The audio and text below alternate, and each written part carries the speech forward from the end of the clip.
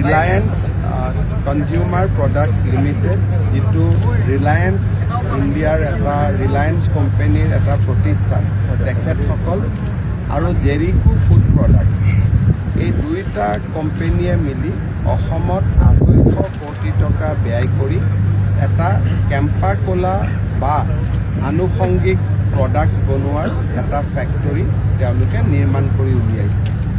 প্ৰায় 250 কোটি টকা এই ফেক্টৰীটোৰ বাবে ব্যয় কৰা হৈছে আৰু ইয়াতে 300 লোকে প্ৰত্যক্ষ কৰ্মসংস্থাপন পাব, 1000তকৈও অধিক লোকে অপ্ৰত্যক্ষভাৱে উপকৃত হ'ব।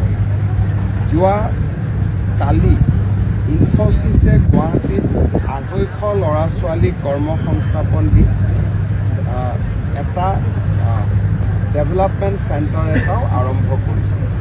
কেইদিনমান আগতে অসমত সেই ধৰণে 500 ল'ৰা ছোৱালীক কৰ্মসংস্থাপন দি দ্বিতীয় এটাও আৰম্ভ হৈছে। এডভান্টেজ অসমৰ প্ৰাক মুহূৰ্তত এনেবোৰ পজিটিভ বাতৰিয়ে আমাক সকলোকে অধিক আশান্বিত কৰি তুলিছে।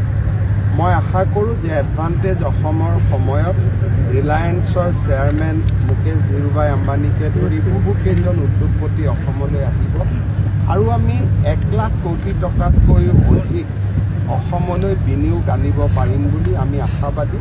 এটা পজিটিভ মন লৈ এডভান্টেজ অসম আৰম্ভ হ'ব, সকলোৰে সহযোগিতা কামনা কৰিছোঁ। আজি ৰিলায়েন্স আৰু জেৰিকোৰ যি প্ৰচেষ্টা, কেম্পা কোলা এটা আমাৰ লোকেল ব্ৰেণ্ড হয়, ইণ্ডিয়ান ব্ৰেণ্ড হয়। ছফ্ট ড্ৰিংকত গ্ল'বেল ব্ৰেণ্ড আছিলে কিন্তু ইণ্ডিয়ান ব্ৰেণ্ড নাছিলে। তেখেতসকলে হাফ অফ দ্য প্ৰাইজত কেম্পা কোলা বিক্ৰী কৰিছে বা বিক্ৰী কৰাৰ সিদ্ধান্ত লৈছে। ৰাইজ উপকৃত হ'ব। মই কেম্পা কোলাৰ এই প্ৰচেষ্টা সফল হওক মই শুভেচ্ছা জনাইছোঁ। ৰিলায়েন্স আৰু জেৰিকোক পুনৰ এবাৰ ধন্যবাদ।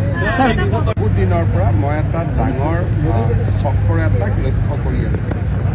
সেইটো হ'ল যে মেডিকেল ইঞ্জিনিয়াৰিং আৰু CBSE পৰীক্ষাৰ আগত ল'ৰা ছোৱালীসকলক চেণ্টাৰ চেঞ্জ কৰাই দিয়া হয় আৰু কিছুমান নিৰ্দিষ্ট স্কুললৈ লৈ যোৱা হয়। গোৱালপাৰা, নগাঁও, কামৰূপ জিলাৰ 247গৰাকী ষ্টুডেণ্টক CBSE পৰীক্ষাত 30 নম্বৰকৈ অধিক নম্বৰ দিয়াৰ প্ৰতিশ্ৰুতি দি এখেতসকলক বৰাক উপত্যকাৰ পাথাৰকান্দিলৈ লৈ যোৱা হৈছিল। পিছত যেতিয়া তাতে সুবিধা নাপালে ল'ৰা ছোৱালীখিনিয়ে হুলস্থুল কৰিলে, লাহে লাহে গোটেই চক্ৰটো পোহৰলৈ আহিছে। আৰু এইটো CBSEতে সীমাবদ্ধ নাথাকে, এইটো মেডিকেল এণ্ট্ৰেঞ্চ পৰীক্ষাটো চলি থকা ডাঙৰ এটা ফ্ৰড এটা আমাৰ সন্মুখলৈ আহিব। মই আগতে কৈ আছোঁ যে এই মানুহজন বহুত ডাঙৰ ফ্ৰড হয়। History is all about fraud.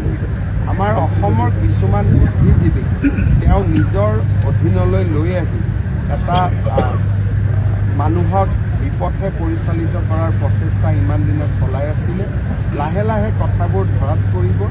অসমত যাতে এডুকেশ্যনটোক এখন বজাৰলৈ ৰূপান্তৰ কৰা নহয় তাৰ বাবে আমি প্ৰচেষ্টা কৰিছোঁ।